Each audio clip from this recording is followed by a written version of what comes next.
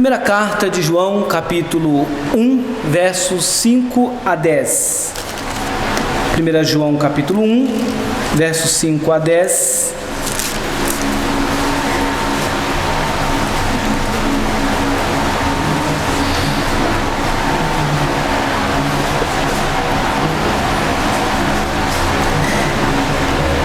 Diz assim a palavra do Senhor: Ora, a mensagem que da parte dele temos ouvido e vos anunciamos é esta: que Deus é luz e não há nele treva nenhuma. Se dissermos que mantemos comunhão com ele e andarmos nas trevas, mentimos e não praticamos a verdade. Se, porém, andarmos na luz, como ele está na luz, mantemos comunhão uns com os outros, e o sangue de Jesus, seu Filho, nos purifica de todo o pecado. Se dissermos que não temos pecado nenhum, a nós mesmos nos enganamos e a verdade não está em nós. Se confessarmos os nossos pecados, ele é fiel e justo para nos perdoar os pecados e nos purificar de toda a injustiça. Se dissermos que não temos cometido pecado, fazemo-lo mentiroso e a sua palavra não está em nós. Amém. Meus irmãos, quando João escreve a sua primeira epístola ali na Ásia, especificamente na cidade de Éfeso, João escreve num período onde havia, os irmãos sabem muito bem que havia grandes heresias assolando a igreja de Cristo, entre elas aquela que nós conhecemos como o gnosticismo, que nada mais era do que a negação da natureza divina e humana de Jesus. Para aqueles que negavam essa natureza divina e humana, a concepção de um Jesus corpóreo, físico, era inconcebível, porque o entendimento deles que não era possível conceber a pessoa do Senhor Jesus numa natureza, na sua perspectiva, pecaminosa. E naquela ocasião, portanto, João escreve primeiramente para combater esse pensamento, mostrando que Cristo sim era divino, era humano, que Cristo era o prometido, Jesus Cristo é o Messias, que a profecia havia se cumprido e que, portanto, as alegações dos gnósticos não tinham nenhum sentido. Cristo veio no tempo, era uma realidade, cumpriu o seu ministério, morreu na cruz do Calvário, ao terceiro dia ressuscitou, está junto ao Pai, foi para o Pai para nos preparar lugar. Essa é uma verdade que João fala no seu Evangelho, está de uma forma implícita em todas as suas cartas, justamente para combater esse pensamento daquela época que não acreditavam na vinda do Senhor. E aqui nessa ocasião, a partir desse momento, João ele trabalha algo muito interessante quando ele faz um contraste entre trevas e luz. João mostra a postura do cristão, como o cristão de fato deve ser, e a postura daquele que não servem a Cristo.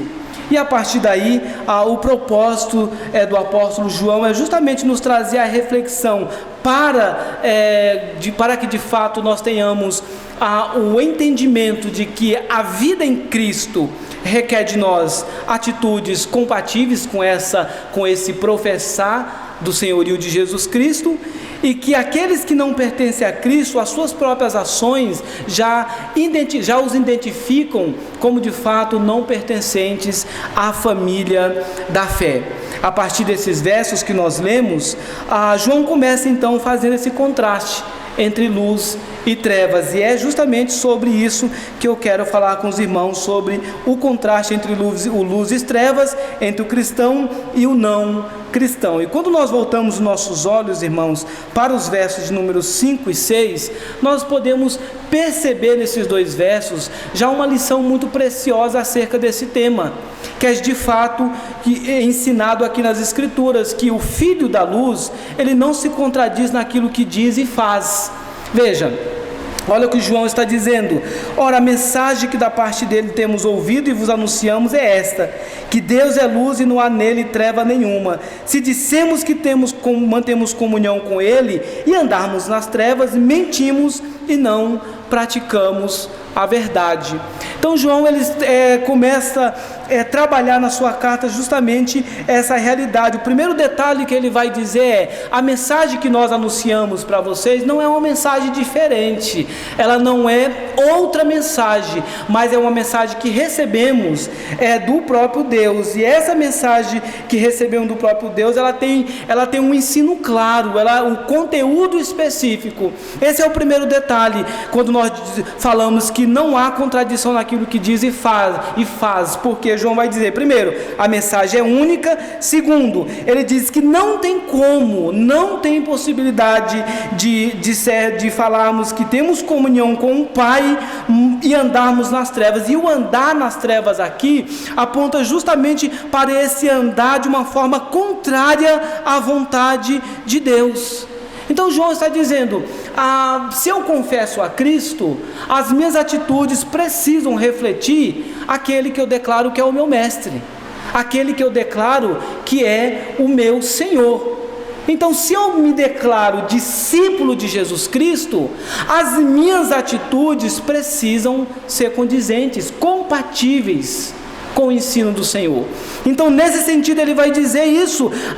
Ele vai dizer, olha, não tem como dizer que tem comunhão com Deus e andar nas trevas. Não tem como dizer que tem comunhão com Deus e não buscar viver a verdade. Não tem como dizer que tem comunhão com Deus, mas rejeitar as Escrituras. Não tem como dizer que tem comunhão com Deus, mas fazer as coisas do seu próprio jeito. Pelo contrário, o discípulo de Jesus, dentro dessa perspectiva, João vai dizer, ele está submisso à palavra do Senhor. Então, o que eu digo não é uma contradição daquilo que eu faço. A minha vida, no andar diário, as minhas palavras verbalizadas, elas são condizentes com a minha profissão de fé, com aquilo que eu declaro que sou, ou seja, uma nova criatura. João diz, portanto, que não tem como haver uma diferença, é preciso haver compatibilidade e não incompatibilidade, porque a incompatibilidade está justamente nisso. Treva e luz não são compatíveis. Quando a luz ela reflete de uma forma correta, as trevas são dissipadas. É o exemplo da nossa própria energia aqui. A gente consegue perceber, até quando algumas luzes é queimada, você já consegue perceber a diferença.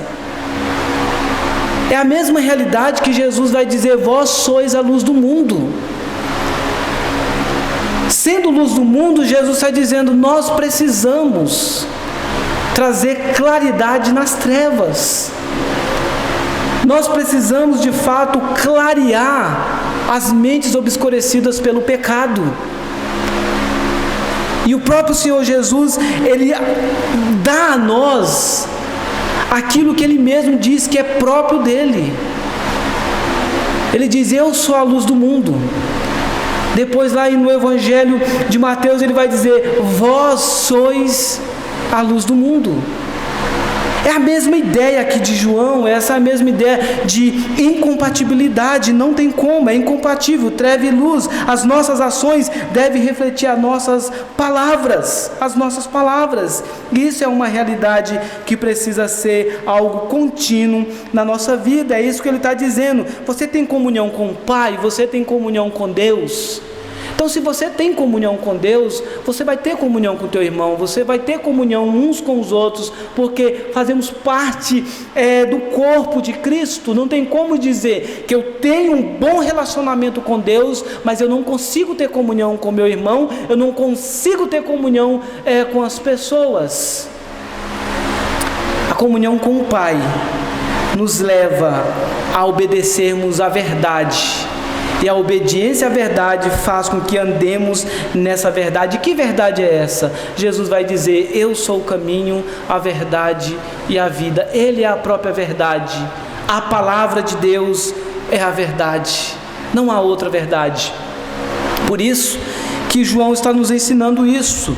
É preciso que as nossas atitudes elas sejam compatíveis com as nossas ações. Trevas e luz não combinam. Por isso nós precisamos justamente observar essa primeira verdade. O segundo detalhe, o segundo ensino que esse texto nos traz é que a nossa comunhão com Deus implica necessariamente, como eu disse, na nossa comunhão com os irmãos. João vai dizer aqui no verso 7, se você observar na sua Bíblia: se porém andarmos na luz, como Ele está na luz, mantemos comunhão uns com os outros, e o sangue de Jesus, seu Filho, nos purifica de todo pecado. Veja, para nós aqui, se porém andarmos nesse sentido de processo, eu vou andar continuamente na luz, mas quando se aplica a Jesus, ele vai dizer que Cristo está. Nós caminhamos a cada dia, em buscarmos a cada dia andar na luz, mas ele diz, ele vai dizer, como ele está na luz. Se o nosso alvo é Cristo, e se a nossa mente muitas vezes declara que está cativa à palavra de Deus, isso implica necessariamente na comunhão com nossos irmãos. Isso João está deixando de uma forma muito clara aqui no texto. É preciso ter comunhão com os irmãos. É preciso ter uma vida de comunhão contínua com os irmãos. O testemunho diário da nossa vida com Cristo, ela reflete nisso. Em comunhão diária com o teu irmão, com as pessoas, com o irmão que está com você, do seu lado, dominicalmente convive com você. Nas palavras de João, na palavra de Deus, isso é um reflexo claro, isso é uma característica clara de que você não está nas trevas. Porque qual que é a característica das trevas? É discórdia, contenda, maledicência, confusão diária. A Bíblia diz que o verdadeiro servo de Deus, ele não vive a contender. Ele não vive a contender. Por isso, meus irmãos, que João está nos ensinando justamente essa verdade. É preciso, como comunhão, como resultado da nossa comunhão com Deus, ter uma comunhão com nossos irmãos. A fé em Cristo, ela requer de nós justamente isso. Somos unidos no corpo. O próprio apóstolo Paulo vai dizer que esse corpo ele não está dividido. Por isso que na sua carta, se eu não me engano, na carta aos Efésios, ele vai dizer que é responsabilidade nossa preservarmos a unidade do corpo no vínculo da paz. É nossa responsabilidade. É o dever cristão. Por que tudo isso? Porque nós temos comunhão, tudo isso como resultado da nossa comunhão com Deus. Então, no primeiro momento ele vai dizer, trevas e luz não combinam. Se você está na luz, um dos resultados na sua vida é que o seu viver diário será compatível com aquilo que você diz. E a praticidade disso no seu relacionamento, inclusive com os seus irmãos, é que no convívio com o teu irmão você terá comunhão.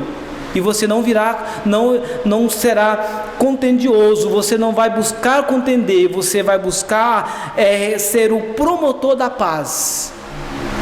Terceira verdade agora, João vai dizer que o filho da luz, ele precisa ter uma visão correta de si mesmo.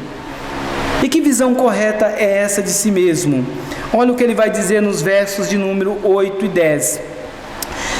Se dissermos que não temos pecado nenhum, a nós mesmos nos enganamos e a verdade não está em nós. Que verdade é essa? Cristo, a palavra de Deus. Se confessarmos os nossos pecados, Ele é fiel e justo para nos perdoar os pecados e nos purificar de toda a injustiça.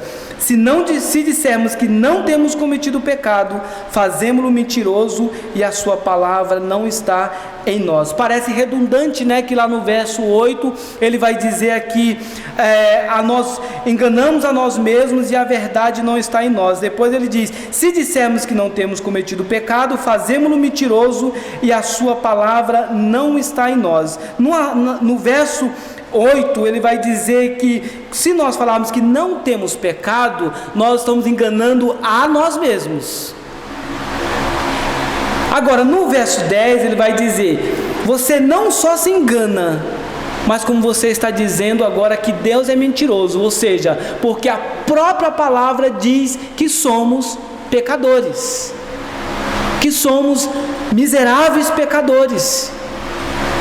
E uma vez que nós somos pecadores, dizer que não temos pecado, ou tratar o pecado como um deslize, é tentar nos enganar a nós mesmos, é tentar não enfrentar o nosso pecado, nos quebrantando na presença do Senhor. Por isso que entre o verso 8 e 10, ele coloca a confissão sincera. Se você reconhece que você é pecador, se você reconhece que sem Cristo você está condenado à perdição eterna, ele vai dizer, se você confessa isso, o que você vai experimentar do Senhor? Você vai experimentar o perdão. Conforme o Salmo 32 mesmo, o próprio Davi fala, você vai experimentar o perdão que vem do próprio Deus, você será purificado de toda injustiça, você será livre da condenação eterna, e tudo isso como resultado da sua confissão sincera diante do Senhor. Mas é preciso haver uma confissão sincera, é preciso haver um quebrantamento. É preciso tratar o pecado como pecado, é preciso reconhecer que nós pecamos, é preciso colocar as nossas transgressões diante do Senhor e de fato, com sinceridade, entender que se eu e você reconhecemos a nossa condição, nós encontramos em Deus o perdão de pecados. Nós encontramos em Deus a purificação. Não é à toa que nós cantamos o hino 269, quando diz pureza no sangue de Cristo, e perceba que o uso do verbo nesse, ao contrário de muitos, em algumas denominações, o uso que nós fazemos no nosso inário é alvo mais que a neve, eu estou, não é eu serei, porque uma vez que eu me rendo ao senhorio de Jesus Cristo, uma vez que eu confesso meus pecados, que eu entendo que sem a graça de Deus eu não sou nada, eu não sou ninguém, quando eu olho para mim mesmo, eu percebo a minha miserabilidade, eu me torno mais alvo que a neve, sim, porque o sangue de Cristo me purifica de todo o pecado. E não é uma realidade futura, é algo que acontece a partir da nossa conversão, a partir do nosso encontro genuíno com Cristo. Diante dessa realidade, irmãos, é preciso reconhecer, somos pecadores, redimidos sim, graças a Deus por isso, louvado seja o nome do Senhor pela redenção que há em Cristo Jesus, mas ainda assim pecadores, ainda assim nós precisamos lutar diariamente contra o velho homem que habita em nós. E essa luta ela será vencida diária só quando nos rendemos diariamente aos pés do Salvador, com a leitura da sua palavra, tendo uma vida contínua de oração. Sem isso, nós não temos a capacitação para vencermos o pecado. Porque, meus irmãos, é isso que João está dizendo. João está nos ensinando que só podemos encontrar perdão em Cristo por meio da confissão sincera. Aquele que se encontra em Cristo, mesmo que o inimigo às vezes, o acusador, venha tentar nos enfraquecer, venha tentar nos acusar, a Bíblia nos diz que em Cristo nós somos mais do que vencedores. que ele pode até nos acusar, mas a acusação de Satanás não tem nenhum efeito para aqueles que estão em Cristo Jesus, para aqueles que já experimentaram o novo nascimento. E estar em Cristo é ser habitado pelo Espírito, e esse Espírito nos convence do pecado, nos convence da necessidade de mudar, nos convence da necessidade de sair do nosso comodismo, da nossa condição diária de comodismo, de estarmos parados e não avançarmos cada vez mais na nossa caminhada cristã. Por isso é que João está dizendo para os seus leitores em todas as épocas, ele vai dizer, não engane a si mesmo, nós somos pecadores, não acha que você é melhor do que o outro, não, todos nós somos pecadores diante do Senhor, todos nós, os nossos pecados são iguais, ele não faz a classificação de um pecado em menor grau do que o outro irmão, todos nós somos pecadores, e sem a graça de Deus, nós merecíamos o inferno, a condenação eterna. É só em Cristo que nós temos o perdão verdadeiro, só em Cristo que nós temos a purificação e o fortalecimento para a nossa caminhada diária. Desse modo, meus irmãos, João está nos dizendo que é preciso que nós tenhamos uma consciência, nós tenhamos uma visão correta de nós mesmos. Paulo, em Romanos 12, também ele vai dizer isso: irmãos, não pense de si mesmo além do que convém, pense antes com moderação. Pense com moderação.